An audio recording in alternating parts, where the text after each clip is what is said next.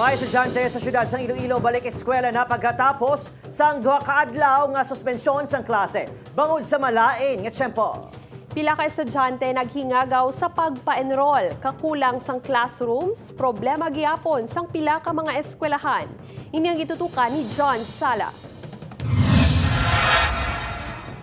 Sang Martes pakuntaan ang pagbalik eskwela sa mga pampubliko nga eskwelahan apang bangod sa pagbaha sa madamong lugar sa Iloilo City, gidsuspindi ini isang duha ka adlaw. Subong adlaw na tigayon nagidmaan ang klase sa syudad. Ang grade 6 pupil nga si Micaela, excited gani nga magbalik sa eskwelahan. Na dito sa balaya, cellphone ng obra ko. Wala man nakaluwa sa baha, ginkalipay sang Iloy nga si Lizelle nga may face-to-face classes na. Ang bata ya detailed gid ya matudluan sang teacher. Unlike kung face-to-face, especially kami nga mga working moms, we are having a hard time gid nga matudlo pa at the same time maasikaso pa sa work, maasikaso sa kids. Sa Iloilo City National High School talulupang doon nga malaba ang pila sa mga estudyante kaupo ng ilang mga ginikanan nga naghingagaw pa nga makapa-enroll. Amo pa lang ni. Bago pa lang ang apo ko nagbalik mo. Pero sa mga nagliligan nga toy wala kita.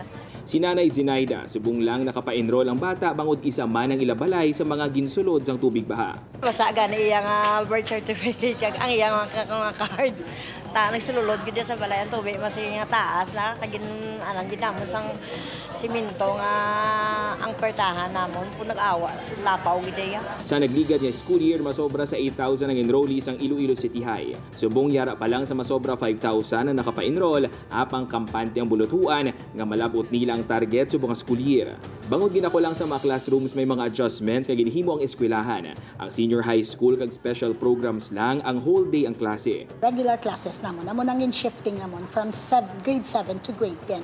We are starting our classes 7 o'clock until 12:35 and then 12:40 to 6:15 ang afternoon shift. Nagumpisa naman ang klase sa Quintinsalas Elementary School apang talulupang doon nga madamong absent sa unang adlaw sang klase. Sunod sa school principal, sa 568 enrollees, 455 lang ang present. Kulang man sa classrooms ang bulutuan. Pero ang amon challenges is our school itself. Kay gamay amon eskwelahan, so gutok ang mga kabataan. Pero sa mga teachers, enough naman ang teachers.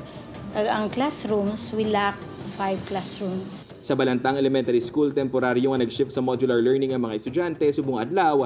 Agod may tiyempo pa ang mga manunudlo sa pagpaninlo sa mga hulot klasihan nga nagserbing evacuation center. Buwas mabalik na sa face-to-face ang klase. In-assess naman kagapon ang situation sa eskwelahan.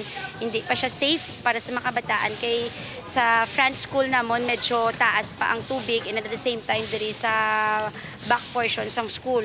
Samtang hugot naman ang pagpatuman sang seguridad sa mga bulutuan. May mga police personnel nga nagabantay kag traffic enforcers nga nagadumalas ang trapiko.